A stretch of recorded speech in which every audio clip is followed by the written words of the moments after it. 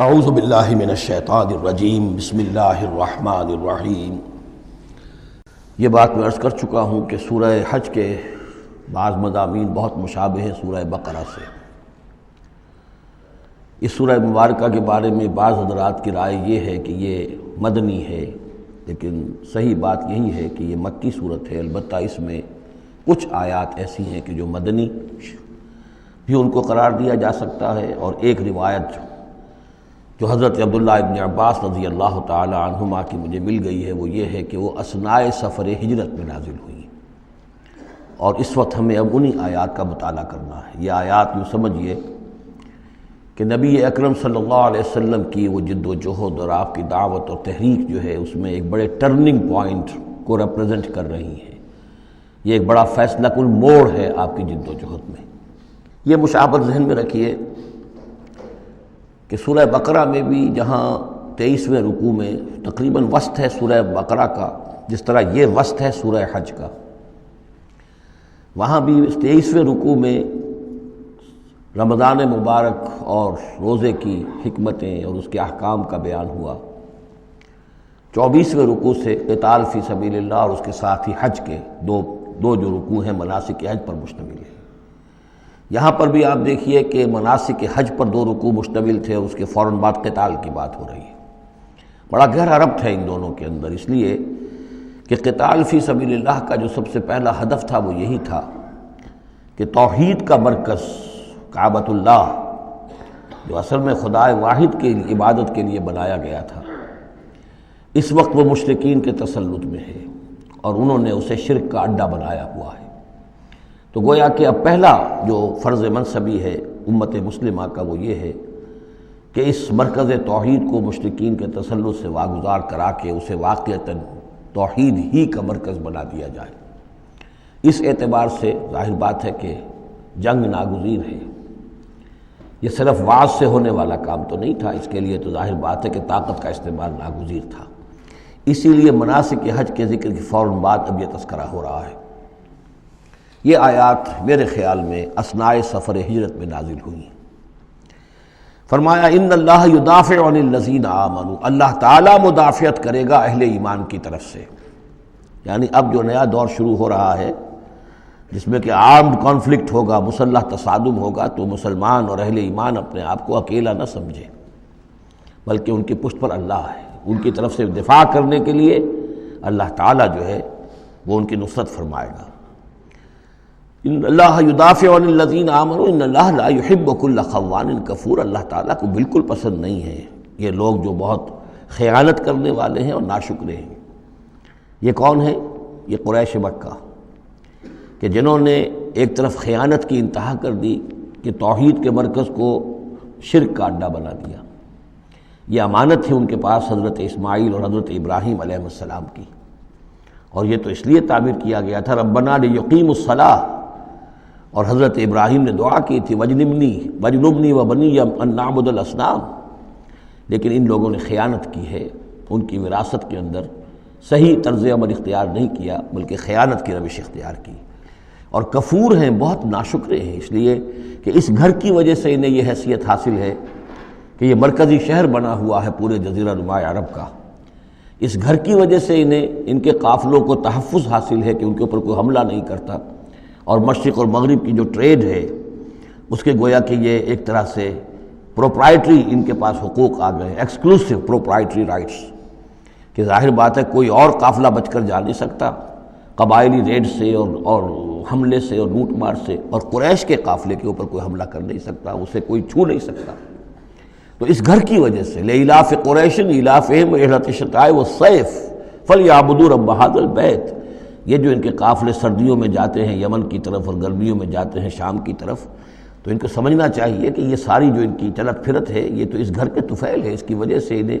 یہ پروٹیکشن حاصل ہے، اور انہوں نے ناشکری کی ہے۔ تو اذن للذین یقاتلون بانہم ظلموا، اب اجازت دی جا رہی ہے ان لوگوں کو جن پر کہ جنگ ٹھوس دی گئی ہے، یعنی جو صورتحال پیدا کر دی گئی ہے کہ انہیں گھروں سے نکال دیا گیا، ہجرت پر مجبور کر دیا گیا، انہیں ستایا گیا، سال ہا سال سے ان پر پرسیکیوشن ہو رہی ہے، ٹارچر کیا جا رہا ہے۔ ابھی تک تو اللہ تعالیٰ نے ان کو ہاتھ روکے رکھنے کا حکم دیا ہوا تھا، کفو ایدیکم، چاہے وہ براہ راست وحی جلی کی شکل میں قرآن میں آیت نہیں آئی تھی، لیکن حضور کے ذریعے سے اللہ تعالیٰ کا یہ حکم لوگوں تک پہنچ چکا تھا، لیکن اب ان کے ہاتھ کھولے جا رہے ہیں۔ اذن للذین یقاتلون بانہم ظلموا، اب جو ان پر ظلم کیا گیا ہے اس کے سبب سے ان کو اجازت دی جا رہی ہے کہ اب وہ اینٹ کا جواب پتھر سے دے سکتے ہیں۔ وَإِنَّ اللَّهَ عَلَىٰ نَصْرِهِمْ لَقَدِيرٌ، اور دوبارہ پھر تاکید کے ساتھ کہہ دیا کہ ان کو اپنے آپ کو اکیلے نہ سمجھیں، یقیناً اللہ تعالیٰ ان کی نصرت پر قادر ہے، ان کی مدد فرمائے گا۔ الذین اخرجوا من دیارہم، وہ لوگ کہ جو اپنے گھروں سے نکال دیے گئے۔ یہ سب کون تھے؟ مہاجرین جو تھے، یہ مکے سے جو نکلنے پر مجبور کر دیے گئے، اہل و عیال کو چھوڑ کر نکلنے پر مجبور ہوئے۔ الذین اخرجوا من دیارہم بغیر حق، جو نکال دیے گئے اپنے گھروں سے، اپنے علاقوں سے نا حق، الا ان یقولوا ربنا اللہ، صرف اس جرم کی پاداش میں کہ انہوں نے کہا ہمارا رب اللہ ہے، ہم صرف ایک اللہ کو مانتے ہیں اور دوسرے آلہہ کو، دوسرے معبودوں کو، دوسرے دیویاں اور دیوتاؤں جو تمہارے من گھڑت ہے، ہم ان کو تسلیم کرنے کو تیار نہیں۔ وَلَوْلَا دَفْعُ اللَّهِ النَّاسَ بَعْضَهُمْ بِبَعْضٍ، اور اگر اللہ تعالیٰ بعض لوگوں کو بعض کے ذریعے سے دور نہ کرتا رہتا، یعنی زمین میں یہ مضمون آ چکا ہے، سورہ بقرہ کی آیت نمبر 251 میں بھی یہی مضمون آیا تھا، جب طالوت اور جالوت کی جنگ ہوئی تھی، اس کے بعد یہ بات آئی تھی کہ اللہ تعالیٰ وقتاً فوقتاً زمین کی صفائی کرتا رہتا ہے، کہ جو بڑے فاسد قسم کے لوگ ہوتے ہیں اور مفسد قسم کے لوگ ہوتے ہیں، فاسد کلچر ہوتا ہے، فاسد ثقافت ہو جاتی ہے، تو پھر کوئی نہ کوئی ایسی شکل ہوتی ہے کہ اللہ تعالیٰ ان کو ختم کر کے، ان کا استیصال کر کے، ان لوگوں کو کچھ لوگوں کے ذریعے سے دنیا سے نیست و نابود کر دیتا ہے۔ اگر ایسا نہ ہوتا رہتا، وہاں یہ الفاظ آئے تھے، اگر ایسا نہ ہوتا رہتا تو لفسدت الارض، زمین میں تو فساد ہی فساد ہوتا۔ پھر یہاں فرمایا وَلَوْلَا دَفْعُ اللَّهِ النَّاسَ بَعْضَهُمْ بِبَعْضٍ لَهُدِّمَتْ صَوَامِعُ وَبِيَعٌ وَصَلَوَاتٌ وَمَسَاجِدُ يُذْكَرُ فِيهَا اسْمُ اللَّهِ كَثِيرًا، تو ڈھا دیے جاتے سارے خانقاہیں اور تکیے اور سارے گرجے اور کنیسے اور ساری سینیگوگز۔ صلوتا یہ عربی زبان کا لفظ ہے، صلاۃ ہی سے ہے، یہ عربی اور جیسا کہ میں نے عرض کیا ہے بارہا، عبرانی اور عربی زبان جو ہے یہ عبرانی زبان کا لفظ ہے صلوتا، اور عربی اور عبرانی جو ہیں یا تو سگی بہنیں ہیں، کسی ایک ہی زبان کی یہ دونوں نکلی ہوئی شاخیں ہیں، اور یا یہ کہ عبرانی ماں ہے اور عربی اس کی بیٹی ہے، یہ ان کے درمیان رشتہ ہے۔ صلاۃ کا لفظ جو عربی میں آیا ہے اور قرآن مجید میں صلوتا یہ وہاں پر بھی موجود تھا۔ ہمارے ہاں سلام ہے، ان کا شلام ہے، وہ فرق اتنا ہی ہے، وہ شین کے ساتھ اور وہ بڑا اس کو گول کر کے شلام کہتے ہیں، باقی ہمارے یہاں سلام ہے، فرق اور خاص نہیں ہے۔ ان کا جو یوم کپور ہے وہ یوم کفارہ ہے، یوم جو کا تو یوم کی طرح ہے، کپور پے اور فے، جیسا کہ میں نے آپ کو بتایا تھا ذوالکفل میں پے فے کی جگہ ہو جاتی ہے، تو یوم کپور ہے ان کے ہاں، یوم کفارہ۔ تو یہ تقریباً تمام جو اصطلاحات ہیں وہ بہت ایک دوسرے کے قریب ہیں۔ تو اگر ایسا نہ ہوتا کہ اللہ تعالیٰ کچھ لوگوں کو کچھ لوگوں کے ذریعے سے اس دنیا سے نیست و نابود کرتا رہتا،